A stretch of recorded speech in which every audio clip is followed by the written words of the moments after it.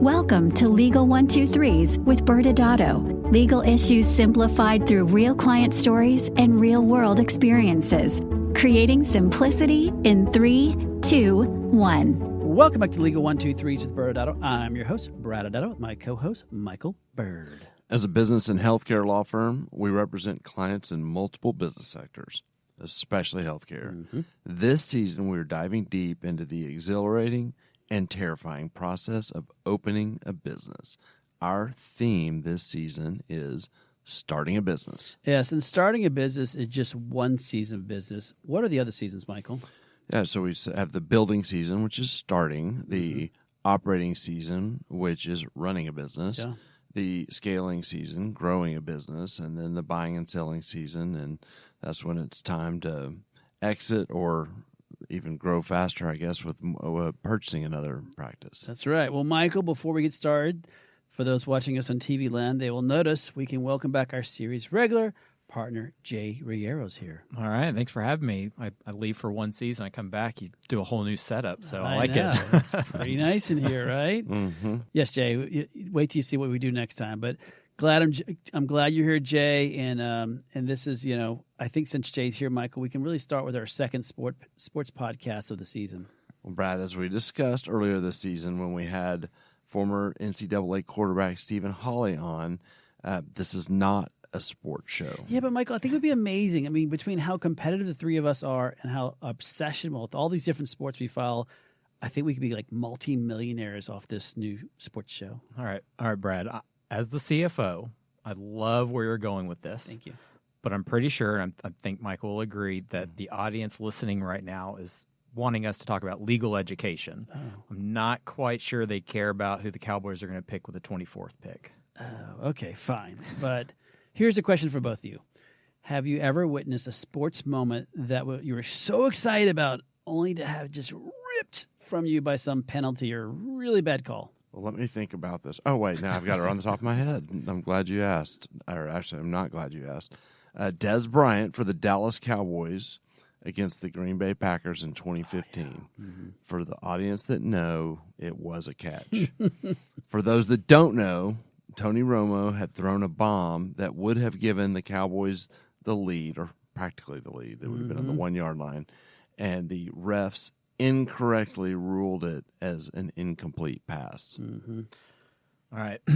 As a fellow Cowboy fan, Michael, I knew exactly where you're going with that because that was the same thought. So I'll go a different way. And this is a Longhorns moment. And it's not a penalty or a bad call, but in 2008, undefeated, ranked number 1 in Lubbock against Texas Tech with 8 seconds left. Our defense did what it's supposed to. Tapped the ball flew up, and I was going crazy because we had just locked up the game up by 1, went straight to our safety, hit him in the hands, hit him in the gut, and then hit the ground. My other eye has a tear now, too, as you bring that memory back. Yes, and needless to say, after that it was the Crabtree toe tipping down the line, lost the national championship game on a 5th tiebreaker or some craziness like that. Couldn't go to the national championship game. So it was it just kept on getting worse throughout the year. Dang. Yeah. Well, to no surprise anyone in here, I'm going to go with the Saints one. What? Yeah, What? I know. And for those who don't know, the Saints did lose to the Rams in an NFC game, and that is probably one of the hardest games I've ever had to live through. I was there in the audience when there was a pass interference call that everyone in the league admitted after the game was definitely a penalty, but for some reason the refs didn't call it. In fact, they said there was 2 different penalties. One, the guy jumped in the air and hit him helmet to helmet, or 2, he ran full speed in the wide open wide receiver and knocked him to the ground before he could get there. Had they caught the ball, we would have been at the 7-yard line. Yes, and I'm sure you would have you would have won the Super Bowl too, right? And that would have been correct. Yeah. We would have. Thank you for knowing that. Mm-hmm. Well, where is all the sports talk that especially crushing memories going today? Well, there was a D.C. man who was got his lottery ticket, and he went to the website, and he saw that the numbers matched his Mega Millionaire winning prize. It was a $340 million win. All right. We got some pretty high excitement here. Yeah. However, the numbers that were posted on the website was mistake, some typos. And the Powerball company said, sorry, those aren't the correct numbers. That's worse than the death situation. Yes, $340 million. And so the man is now suing Powerball, the Multi-State Lottery Association, and the company behind the website who basically put the wrong information up there for unlawful collusion. The defendants in their case responded that the ticket holders just has some scheme to capitalize on an obvious error. Wow. So way to fail at inputting gaming numbers on the internet and also communication 101 all at the same time. Right. Yeah, totally. Like the guy's getting crushed here because one day he's a multimillionaire and the very next day he's being kicked while he's down. I'm not sure. I don't feel very uplifted as we get ready to jump into today's story. So we need to kind of rally ourselves. Oh, we're going to be talking about regulatory stuff. Never mind. Let's jump into today's story. All right, sounds good. So, star of today's story is going to be Mrs. Romo. And Miss Romo is a serial entrepreneur. Stop me if you've heard this before. In the healthcare space, lots of physician connections, always finding new things to do, new ventures to start, different ways to partner with physicians. Well, for today, and for today's story, this time her idea was to create a pod. So this is either the Tide Pod Challenge thing that we talked about a few seasons ago, or a new vocabulary word. I'm going to go with vocabulary word because I like context and think that's what we're going to have. Yes, and so for today's vocabulary word, a pod is what we call a physician-owned distributorship, not one of the big white boxes that are parked in your driveway when you're moving. And yeah, right now I can see Michael's eyes start to glaze over as he thinks we're going into heavy regulatory space. But here, we're going to keep it high level. Don't worry, for Michael's sake and the audience's sake. We're going to try to only touch the things that we need to touch on from a regulatory perspective, not get down into the weeds or really heavy. So, Brad, I'm going to pass the hot potato over to you. And with our first vocabulary word, can you talk a little bit about pods and what they are? Yeah, first, Michael and Jay, I got to say you're bearing the lead here, guys. I'm not sure if anyone outside of Dallas would understand why you use the name Miss Romo, and that being the serial entrepreneur. They might not have followed based on the sports talk earlier that Jay was sliding in the former quarterback of the Dallas Cowboys, now CBS analyst Tony Romo. But to answer your original question on pods, physician-owned device companies, that's a place where, typically you see these entities where have revenue going through them from selling it. And there's implant medical device companies that the physician will order from, and then those devices will show up at the hospital, and those physicians can then use them inside the procedure when doing an operation, typically inside that hospital or ambulatory surgery center. And so it's like a simple example of what a typical device company is that some physician may have, or device company has a special medical screw that you have, or maybe some type of hip implant that they have. So those are kind of the devices that you see being utilized, and inside pods too. And can I say it back to you, because I'm high empathy with the audience right now, so I want to make sure that I'm following this. So, for example, if a doctor had a screw that he had invented, he might have a pod, and so that through the pod would be made available for the cases that doctor would do at a surgery center or a hospital, and then the doctor would presumably use that when operating. Yes. Did I say it right? You did. Good job. Wow, he stayed awake that whole time. I was listening. Oh, he's asleep now, Jay. Okay. And so in this case, Miss Romo had gotten connected to our doctor of the day, Dr. Bryant, and their idea was a new spine plating system. So kind of imagine a rectangular piece of metal that you screw into multiple vertebrae on the back, and the screws kind of go in and hold that plate to stabilize the vertebrae. So that's the idea that they had. So what they wanted to do was create this pod as a joint venture to design it, to manufacture it, and then finally sell it to the public. Well, this sounds pretty straightforward. I am going to note that we're not very far into the story, so I'm thinking there's going to be more to this. Sure. So, plans are always straightforward, but implementing it is anything but when you're in healthcare. We've always said it many times in the past episodes. It's complex because there's a lot of rules. It's highly regulated. And so, navigating these rules and regulations, this can become difficult because a lot of times it's not black and white, it's gray. And so that's where the nuance comes in. Yeah, and gents, I think this is the second time for the audience keeping up that y'all buried the lead. For those not filing, Jay is now referring back to the Cowboys receiver Des Bryant, who caught over 5,000 yards and 54 touchdowns from Tony Romo. So I think that's where we're getting the Romo-Bryant connection now again. But back to the statement. Yeah, additionally, I completely agree with Jay, and you need to understand how to apply these rules together. You can't just look at like one rule by itself. Yeah, and so in any time we have these situations, our first thing Brad and I did was ask Miss Romo to come to the office, and we do a whiteboard session with her. Good, and actually, I think another lead was buried a few minutes ago. You were talking about not being black and white and shades of gray. Is that, Brad, is that why you insist on being called 50 Shades of Gray? It's a different story for a different time. Oh, okay, sorry. Back to the whiteboards, and why do we do them? So because this is so complicated, we create an environment where we can kind of real-time strategize and get in front, literally, of a whiteboard and visually draw out what's happening, because one little change can affect the entire assessment of what you're trying to do, especially in the type of stuff that we're talking about today with the heavy regulatory stuff. Exactly. So with this whiteboard, Brad and I, our initial task with Ms. Romo was, first, we had to identify kind of what was the playing field, right? What are the rules that are going to come into play? And we ask a lot of questions and try to find out revenue sources, and that kind of tells us where are the laws and rules that we're going to be dealing with. And then the second piece, and kind of to your point, Michael, is we've got to know all the moving pieces, all the different people, relationships. We really have to kind of see the entire board, if you will, to understand before we dive into the regulatory aspect of it. Okay, so Brad, climb up on your soapbox and tell the audience why this is so important. Well, I mean, Jay was nailing a lot of it. Was, first off, it allow these parties to be on the same page. That's the most critical part, us being part of that party as your attorneys looking at. But second, you kind of alluded this earlier, the smallest change in a fact and circumstances can make the entire arrangement unlawful.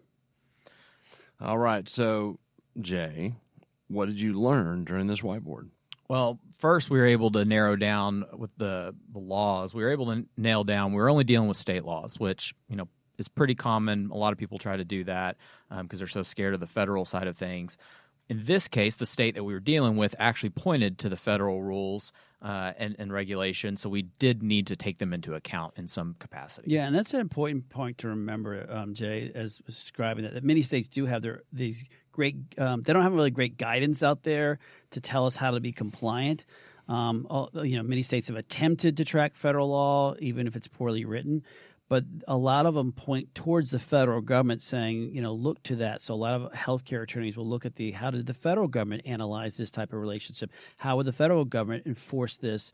And what kind of guidance can we rely on to then navigate states who haven't really gone through the entire risk assessment? So I can give kind of two examples of that. State of Florida has its own baby Stark law that has to do with referrals from physicians to other entities. And if you read through that, a lot of the language looks like it's trying to steal from Stark, but then they add a whole bunch of language that makes it complicated. The state of Texas has its own version of the anti-kickback statute or anti-solicitation statutes, poorly written, but again, it points towards the federal government for help. All right, so here, during our whiteboard, I'm gonna shock you in the audience, and that is with the fact that when we went through this entire exercise, what we found was that Miss Romo actually had talked about and wanted to do everything that she had already told us about. There were no surprises. There were no people involved in left field that we didn't know about. It was as she had originally described it. That's how she described it again, and we clarified it. And so it was refreshing to see that we did have a complete picture of the board. Wow. Okay. Well, so Brad, without getting too in-depth and putting everyone to sleep, talk about some of the considerations you raised when talking with Ms. Romo through some of the compliance considerations for this pod. First off, I make no promises you're not going to fall asleep. Okay. Second, though, going back to understanding that what we had to go through in this particular circumstance is really look to the federal anti-kickback statute to really help us develop the best way to make this compliant. And the federal government has given us basically over 10 different safe harbors allowing you to, as someone in the healthcare world, to come up ways that have compliant arrangements. And they've added many more since that first 10 that they came out with. But the safe harbors encompass a ton of facts. And if a party meets all the applicable safe harbor elements, then it's not a violation of the federal anti-kickback law. If they did not, they only meet some of the elements. It doesn't mean it's a per se violation. We would just have to examine what elements did they not meet. For safe harbors, for pods, I won't go to all of them, but there are many elements that go into it to making it compliant. So even if the party can meet all of them, the OIG, which is the enforcement arm of this that literally looks at these from a regulatory perspective, still has scrutinized as pods in general, and it's issued many fraud alerts over the years.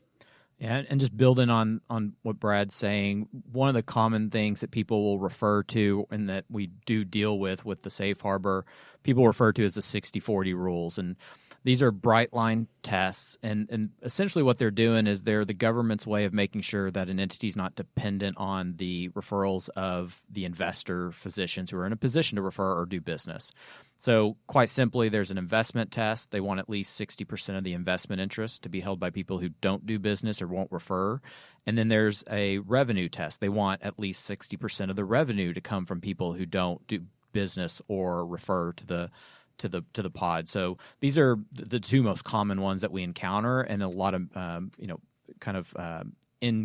incorrect assumptions related to them can sometimes be something that Brad and I work with the client to get through. Yeah, and going back to those fraud alerts I mentioned earlier, before having the best part of really to understand about those fraud alerts is that they're identifying the fact that these physicians are part of these joint ventures, and are they part of it just because of their referral source? So even if you have all these other elements that Jay is describing, the OIG is really looking into a little bit, behind the curtain even more, is are they really trying to induce these people, or is it truly a bona fide business venture they're doing? And essentially, we would walk through each one of these items to make sure that not only the anticipated structure would meet the requirements under the safe harbor, but also letting Ms. Romo and Dr. Bryan understand how they plan to operate it, and once it's operating, to continue to be compliant, not only under the safe harbor, but the way the fraud alerts let us know how important it is each step of the way to maintain that compliance. Okay, I'm hanging on. Okay. I'm hanging in there with you guys. So, Jay, talk a little bit about kind of some of the things that Ms. Romo had planned and how that lined up with the regulatory compliance requirements. Yeah, I mean, for the first time in a long time, Ms. Romo had all the right answers. Every time we asked about a safe harbor element or a particular concern, she had all the right answers. And the running joke that we always have in these situations is that everyone comes in and meets with Brad and I, and the first thing they say is, "I want to be compliant." And then we go through the exercise like we did with Ms. Romo. We tell them all the things that they need to do to be compliant. And then, Brad, how do they respond? Well, that's not going to work. So what if, and then they go through all the processes that throw out all these different scenarios, trying to find a situation that they would be more comfortable with that may not be as compliant. But here, Miss Romo done her homework. Truly sounded like the intent behind everything was to operate this following the rules as closely as possible. Brad and I walked through each of the safe harbor elements, the fraud alerts, just all the different safeguards, everything. And she planned on implementing them and meeting them. All right. Well, give us a couple of examples. Yeah, so there were going to be real capital outlay requirements for Dr. Bryant and business risks involved for Dr. Bryant, which are really important. Their intent and business plan, and this was really important to us, was to primarily market these products to other physicians, not just for Dr. Bryant and the use for his own patients. So they really were trying to create a market for this product. So taking us back a few seasons ago to one of our most listened to episodes, this does not sound like the Breaking Bad MSO situation. Yeah, you're exactly right. And Brad and I didn't get that feeling, but we also did confirm, and what really helped give us peace of mind too was that Dr. Bryant was the only doctor who's going to be involved in this venture. There was no anticipation of allowing others to invest or bringing on other owners, which with pods is a really big deal and has been a big fraud issue throughout their course of history. Okay, so Brad, what did you and Jay do next as part of the building of this pod? Yeah, typically after a whiteboard, what we do is we basically summarize all the facts and circumstances that we learned, and then we send it back to them and say, hey, this is what we discussed. So that's what we did with Ms. Romo. Outline the requirements and the safeguards that need to be put in place for this pod to be compliant. All right. Okay, we got through it. Let's take a break. I'm going to take a little nap. Get ready for the other side. 15-minute nap, 20-minute nap. So let's go into a commercial, and after my nap, we will wrap up with some legal insights from our discussion today. Many business owners use legal counsel as a last resort rather than as a proactive tool that can further their success. Why?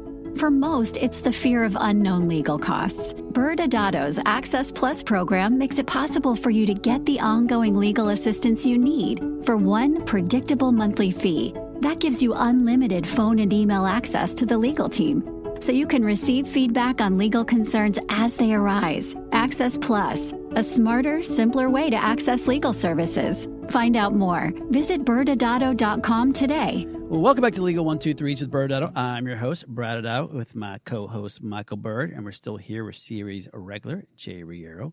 Now, Michael, now that you got back from your power nap, today's season, we're really concentrating on in the season starting a business, and we really have been working a lot on that building of that season, and a lot has happened, since starting this business. And now, Michael, Jay tells us a great story, an interesting story about Miss Romo and Dr. Bryant. Yeah, I was able to make it all the way through the story into my nap time, and so audience members, this was a pretty tame story, which when you're trying to build a business is probably what you want. You have a story of someone wanting to build a pod, a physician-owned distributorship, and it has a lot of regulatory landmines. But as Brad and Jay went through the process, things were lining up that this was something, though risky from a regulatory perspective, looked promising from a compliance perspective. Yeah, and I think I like the word that you use, process, because when you're in the building season and you're dealing in healthcare and you have a lot of regulations, it really is a process. I mean, we have to figure out, okay, what rules, laws, regulations are we playing with? What does our field look like so that we can then kind of start taking a step into applying the facts and circumstances and how it relates to those rules. And for me and Brad, in the federal world, it's really important to know all the moving pieces, because facts and circumstances, one change can change the entire analysis. But even in the aesthetic space, where it's a cash-based world, there still needs to understand all of the moving pieces, because, again, one change can change the entire equation. And so it's really important for us to kind of analyze where we are and what we're doing. And that's why we find whiteboards so powerful, because it helps, as Brad mentioned earlier, get everyone on the same page, clarify any lingo that they may use that isn't familiar to us or vice versa, and really draw and map out exactly what the structure is going to look like, so that at the end of the day, we have, this is what we're going to be building, and let us tell you how to build that in the most compliant way. You really, when you're talking about regulatory compliance, you can't be in this starting a business phase and getting it set up and dealing with compliance without us at least taking a peek into the operating season, because what you do today matters, and what you do once the doors are open matters as much. And so I'd love, Brad, for you to kind of connect those dots. Yeah, and going back to what Jay was just talking about, a lot of times people get the mistake that they believe to be compliant, I need document A or document B, and they'll call and say, this is what I need to begin this business. And that's just an element of it. The document itself is not the only piece of it. So we always talk about form and substance. And form being, yes, you need these documents, but then you have to keep that substance behind it, meaning that if that physician starts changing the referral pattern, or you add new physicians to it. And that's, going back to where you were talking about in the operating season, a lot of times when we get pulled into this initial piece, they're trying to start that business. And in the initial hour we spend with them, and then all the documentation, they're compliant when they walk out the door, because we have the form and substance put in place. Unfortunately, often the case is they start kind of, the word we use is drifting out of compliance, in the sense that they forgot why they had to do that. Someone else comes along, starts managing it. Oh, they heard from their buddy they could do it this way. And they start adding new elements to it, new owners, new product, new hospitals, and they don't realize every single time they change that little bit of circumstances, they've completely moved the ball, and all of a sudden they've gone from a very compliant model in the beginning when they started it to while they're in the operating season to just fall out of that compliance. And it's not purposeful. It's not like they meant to do it. They just didn't realize that how important it was to keep that arrangement locked solid, or if they were going to just drift and add new players to reach back out to their healthcare attorney to understand the issues they face. But I guess we're getting close to the end, guys. Maybe some final thoughts from both of y'all.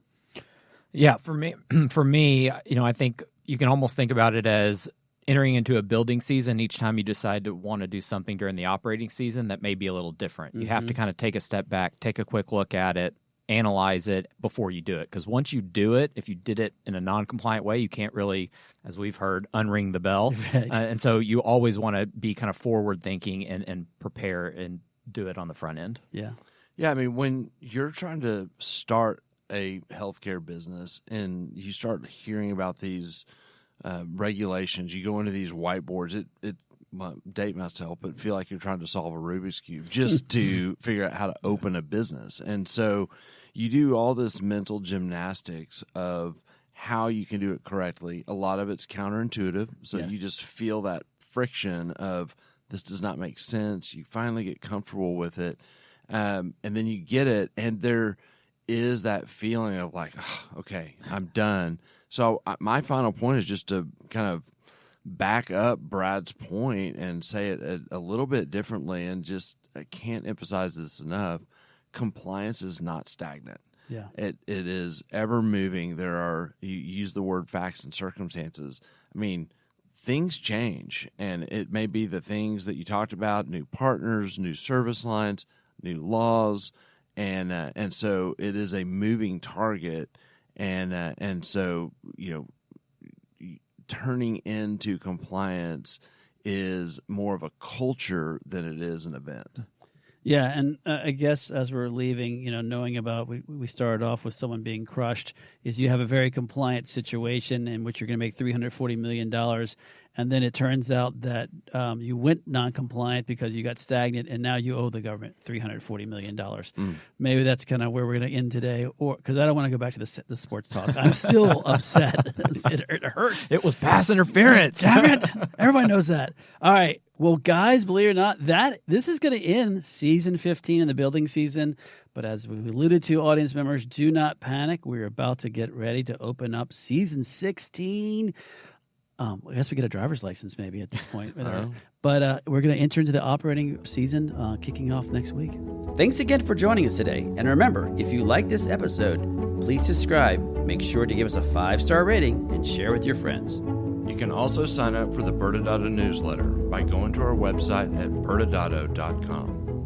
ByrdAdatto is providing this podcast as a public service. This podcast is for educational purposes only. This podcast does not constitute legal advice, nor does it establish an attorney-client relationship. Reference to any specific product or entity does not constitute an endorsement or recommendation by ByrdAdatto. The views expressed by guests are their own, and their appearance on the program does not imply an endorsement of them or any entity they represent. Please consult with an attorney on your legal issues.